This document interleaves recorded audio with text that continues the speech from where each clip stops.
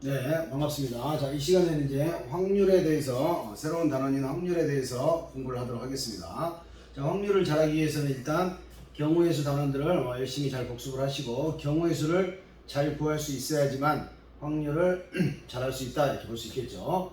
자, 먼저 확률을 하기 위해서 확률을 배우기 위해서는 몇 가지 이제 용어들이 좀 새롭게 등장을 하게 되는데 그 용어들의 정의는 반드시 암기를 하시고 잘 기억해서 사용을 하도록 합시다. 자, 먼저 시행이라는 걸 하죠. 우리가 보통 자, 어떤 시행의 결과 무슨 주사위를 던졌다, 동전을 던졌다 이런 것들을 시행이라고 합니다. 수학에서. 근데 그 시행의 의미는 동일한 조건 아래에서 반복할 수 있고 그 주사위를 던졌는데 다음번에 또 던질 수 있다는 얘기지. 그죠? 그 다음에 그 결과가 우연에 의해 결정돼. 그 주사위 던졌는데 막 기술이 좋아가지고 계속 1만 나오게 하거나 그럴 수는 없잖아. 그 결과는 정말 우연에 의해 결정되고 또 우리가 그 가능한 모든 결과를 이미 알고 있는 거야. 주사위를 던지면 1부터 6 중에 하나가 나오겠다. 동전을 던지면 앞 또는 뒤 둘 중에 하나가 나오겠다. 이렇게 가능한 모든 결과를 알고 있는 그런 관찰이나 조사, 실험 등을 통틀어서 우리 수학에서는 시행이라 하고, 시행이라는 용어는 확률, 경우의 수 구하는 데서 사용이 된다. 이렇게 느낌적인 걸로 뭔가를 한다. 그런 걸 시행이라 하고, 그럼 시행을 하다 보면 시행의 결과가 있겠지. 그 가능한 시행의 모든 결과를 표본 공간이라고 부릅니다. 샘플 스페이스라고 해가지고 표본 공간을 자 S라고 부르겠습니다. S. 그래서 얘를 자 경우의 수 할 때는 그러지 않았지만 확률 할 때는 이런 사건들을 집합과 대응지어서 집합과 대응시켜서 이해를 하면 좀 더 이해가 빨라집니다. 그래서 주사위를 하나 던지는 시행을 했다고 하면 시행의 모든 결과는 1부터 6까지의 눈 중에 하나가 나오겠으니까 시행의 모든 결과는 즉 전체 집합은 1, 2, 3, 4, 5, 6이다. 이렇게 표본 공간을 1, 2, 3, 4, 5, 6이라는 전체 집합으로 대응을 시킬게요. 시행의 모든 결과를 표본 공간이라고. 자, 우리가 알고 있는 사건이라는 거는 일반적으로는 어떤 시행의 결과를 우리가 사건이라고 하는데 모든 결과는 표본 공간이고 사건의 정확한 의미는 표본 공간의 부분 집합이야. 그러니까 지금 이 표본 공간 속에서 부분 집합 우리가 배웠죠. 2의 6제곱 64개가 되네. 우리 생각이랑 좀 틀려. 왜냐면 주사위를 던지면 우리는 6개의 사건 중 하나가 일어난다고 생각을 하잖아. 그죠? 자, 그런데 실제 사건은 6개가 아니라 64개라는 거야. 이게 도대체 왜 그럴까? 여기에는 이 64개에는 원소의 개수가 0개인 공집합도 있지만 1개인 것들도 있고 2개인 것, 3개인 것, 4개인 것, 5개인 것, 6개인 것에서 2의 6시 0부터 66까지 해서 2의 6제곱이 나왔겠지. 2형 정리에서 배웠던 것처럼. 그런데 우리가 이 머릿속에 기억하고 있는 사건은 바로 이거야. 우리는 이걸 사건으로 알고 있었던 거야. 그동안 교육과정을 통해서. 자, 근원 사건이라는 건데요. 그 부분 집합 중 원소의 개수가 1개야. 여기서는 실제 뭐가 되겠어? 1, 2, 이렇게 해서 6까지 6개. 우리가 주사위를 던졌을 때 나타난 결과를 6개라고 했던 거는 실제로는 근원 사건의 개수였던 거지. 총 사건은 실제로는 2의 6제곱이다. 이거를 좀 그동안의 개념과 구별해서. 자, 어쨌든 주사위를 던지면 일어날 수 있는 경우의 수라는 게 뭐야? 사건의 가지수잖아. 주사위를 던졌을 때 일어날 수 있는 가지수는 6개인 거지. 주사위를 던졌는데 1 또는 2가 동시에 나오진 않잖아. 근데 여기에는 이 부분 집합에는 1 또는 2가 있고 얘도 하나의 사건이 되는 거야. 주사위를 던졌을 때 1 또는 2의 눈이 나오는 사건이라고 이름 붙일 수 있다고. 근데 경우의 수라는 거는 주사위를 던졌을 때 일어날 수 있는 가지수, 그 경우의 수는 사건이 발생하는 가지수라고. 근데 그 사건은 절대 1이라는 사건이 동시에 일어날 수 없는 거잖아. 그래서 그때 세는 경우의 수에서는 이 근원 사건의 경우의 개수를 세야 한다. 구별해 주시면 좋겠고요. 자, 전 사건이라는 거는 전체 집합에 대응되는 사건, 전체 집합에 대응되는 사건. 그러니까 1 또는 2 또는 3 또는 4 또는 5 또는 6의 눈이 나오는 사건이지. 그러니까 실제로 우리가 확률을 안 배웠지만 이 전 사건이 일어날 확률은 주사위를 던졌는데 1부터 6까지 눈 중에 하나가 나올 확률은 당연히 6분의 6이 돼서 1이 되겠죠. 1. 자, 공사건이라는 거는 공집합이 대응되는 사건이야. 공집합은 주사위를 던졌는데 대표적인 공사건 주사위를 던졌는데 100의 눈이 나오는 사건 이런 일은 절대 안 발생하잖아. 그래서 공사건이 일어날 확률은 0이 되겠죠. 자, 그리고 이제 우리가 어떤 사건이 일어날 확률을 자 PA 그러면은 A가 일어날 확률을 표현할 때 쓰는 기호입니다. 확률은 영어로 probability라고 하죠. 자, A가 일어날 확률 이렇게 부르니까 P 공사건 그러면은 P 공사건 그러면 0이 되고 P 전사건 그러면 1이 될 거니까 어떤 사건 A가 일어날 확률은 일단 최소한 0 이상이고 아무리 커봐야 1 이하이다. 퍼센트로 따지면 0%, 100% 이렇게 볼 수가 있겠죠. 퍼센트로 따지면. 자, 어쨌든 이 용어들을 좀 처음 본 거지만 그때 아마 경우의 수 할 때도 한번 살짝 이야기를 했었던 것 같아. 여기까지를 기본 용어로 하고 자, 이제 집합에 대응시키는 거야. A 합집합 B에 대응되는 어떤 사건이 있겠지. 자, 벤 다이어그램 생각했을 때 거기에 있는 애들이 일어날 사건 걔를 합사건이라고 부릅니다. A 합집합 B에 대응되는 사건 즉 A 또는 B가 일어날 사건이겠지. 자, A 사건 또는 B가 일어날 사건은 합사건. 자, 곱사건은 A 교집합 B에 해당되는 사건이야. 그럼 A 교집합 B라는 거는 A도 그리고 B도잖아. 얘는 A와 B가 동시에 거의 동시에 연속해서 A도 일어나고 B도 일어날 사건을 곱사건이라고 부르고 A 교 B 이렇게 표기를 합니다. 그러니까 확률로 표현하고 싶으면 P A 교 B 이러면 이 곱사건이 A와 B가 동시에 일어날 확률이다 이렇게 생각할 수가 있겠고 자, 여사건 그러면 A가 일어날 사건에 대해서 A가 일어나지 않을 사건이겠지. 그러니까 A 여집합에 해당되는 사건이고 여사건의 확률은 당연히 뭐 전체 확률이 1일 거고 1에서 A가 일어날 확률을 빼주면 그게 P A 여사건이 일어날 확률이다 이 정도는 생각할 수가 있겠죠. 전체 일어날 가능성을 1로 본다면 이게 지금 그거잖아. A의 여집합이라는 거는 NA의 여집합의 원소의 개수. 자, 여집합의 원소의 개수를 할 때 우리가 전체 집합에서 뭘 뺐어? A의 원소의 개수 이렇게 뺐던 거잖아. 그거랑 똑같은 상황이야. 그거를 전체의 개수로, 표본 공간의 개수로 나눠주면 그게 확률이 되겠죠. 자, 일단. 자, 그 다음 이제 배반 사건이라는 거는 특별한 경우지. A 교 B가 공집합일 때.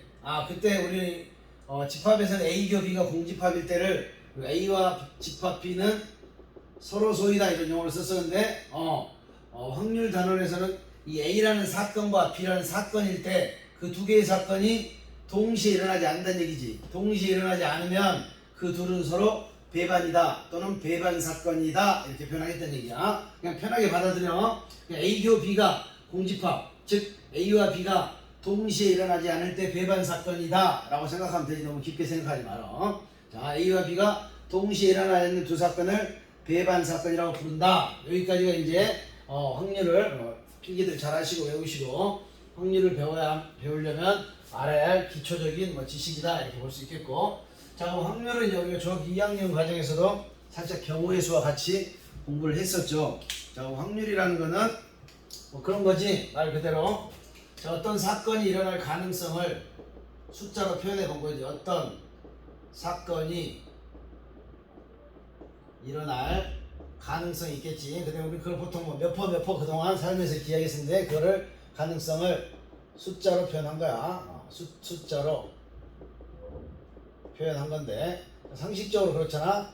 주사위를 던졌는데 1의 눈이 나올 확률하면 전체가 6개가 있을 거고 그죠? 그 중에서 1의 눈이 나오니까 한 개다. 그래서 보통 이 확률을 전체 경우의 수분에 그 다음에 어떤 특정 해당 사건에 문제에서 요구하는 해당 사건의 경우의 수를 분자에다 놓고 계산하면 이게 확률이 될 건데 이런 확률을 우리는 수학적인 확률이라고 부릅니다. 수학적인 확률. 수학적으로 확률이 그렇다 얘기죠. 수학적으로. 그러니까 주사위를 던지면 반드시 6번 던지면 1의 눈이 한 번, 2의 눈이 한 번, 3의 눈이 한 번, 4의 눈이 한 번 이렇게 정확하게 나오지는 않잖아. 그죠? 그렇지만 수학적으로는 그렇다는 얘기야. 6개 중에 하나를 차지하니까 확률이 6분의 1이다고. 자, 이걸 수학적 확률이라고 부른다면 경험적 확률 또는 통계적 확률이라는 게 있습니다. 경험적 또는 통계적 확률이라고 하는데 많이 하다 보면 통계가 그렇다는 얘기지. 그래서 우리가 알고 있는 예를 들면 의사가 수술을 하는데 100명 수술했는데 100명 중 조금 미안하게 하지만 98번 성공했다고 하면 우리 그 성공 확률을 100분의 98로 볼 수 있다는 얘기지. 그러니까 이제 통계적으로 그렇다는 거지.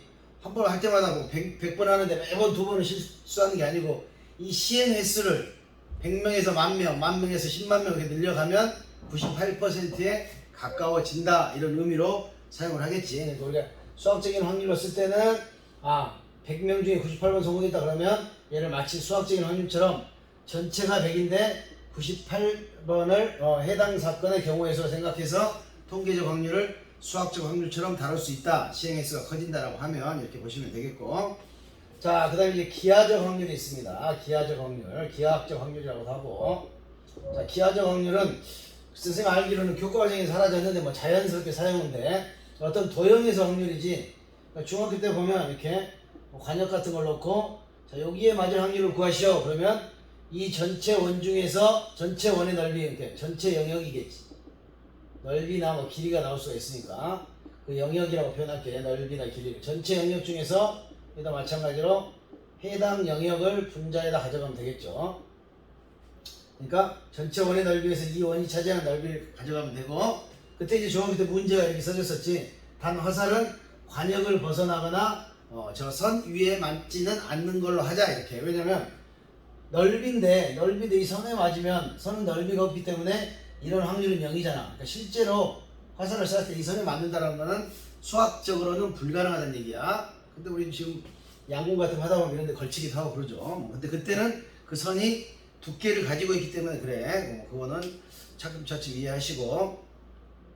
자, 그럼 이제 간단하게 수학적인 확률, 경험적인 확률, 기하적 확률에 대한 대표적인 문제 하나만 풀어보고 더 깊은 문제는 다음 또 영상에서 다뤄보도록 하겠습니다.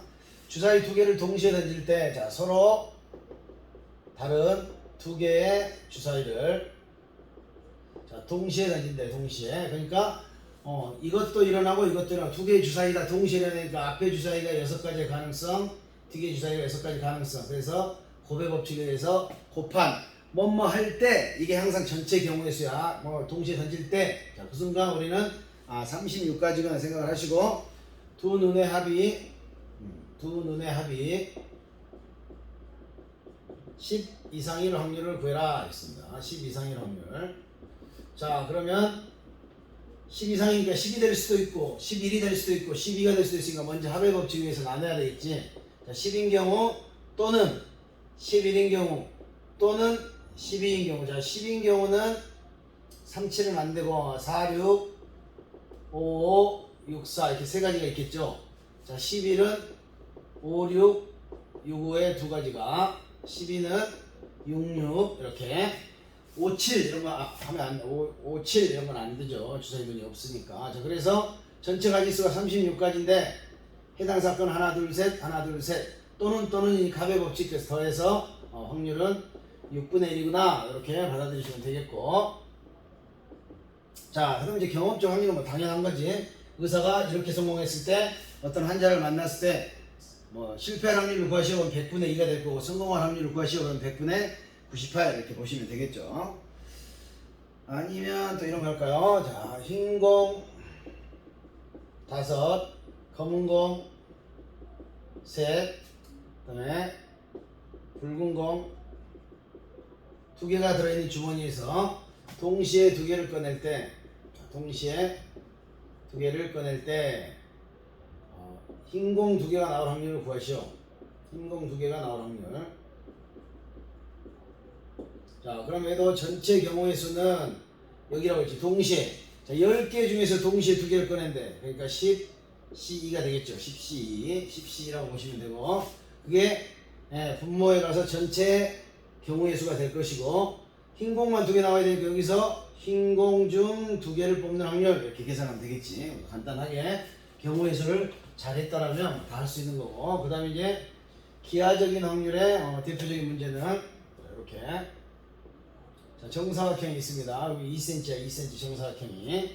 자, 그런데 자, A, B, C, D라고 할까요? 자, 내부에 어떤 점 P를 잡았어요, 이렇게.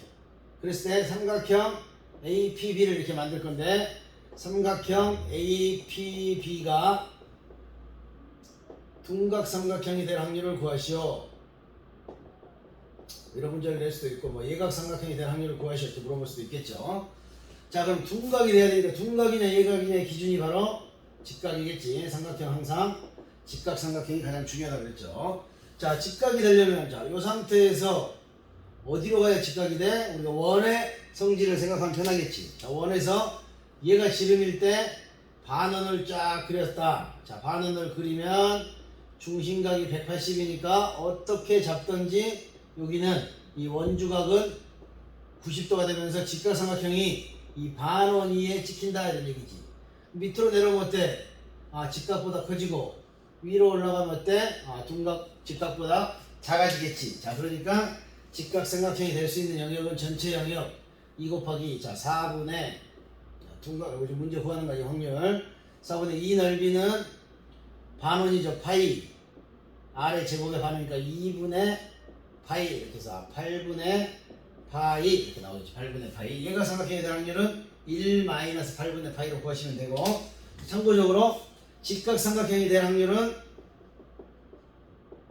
찍었는데 직각삼각형이 될 확률은 수학적으로는 제로다 이런 얘기야. 왜냐면 직각삼각형이 되는 영역은 선이라고 선은 넓이가 없기 때문에 직각삼각형이 될 확률은 제로다. 그리고 이런 거는 확률에서는 물어보지도 않습니다. 확률에서는 물어보지도 않으니까 너무 걱정하지 않으셔도 되고 자 이렇게 이제 확률의 기본적인 내용에 대해서 공부를 했고 자, 다음 영상에서는 확률의 덧셈 정리, 곱셈 정리, 구체적인 조건부 확률들에 대해서 다뤄보도록 하겠습니다. 수고하셨습니다.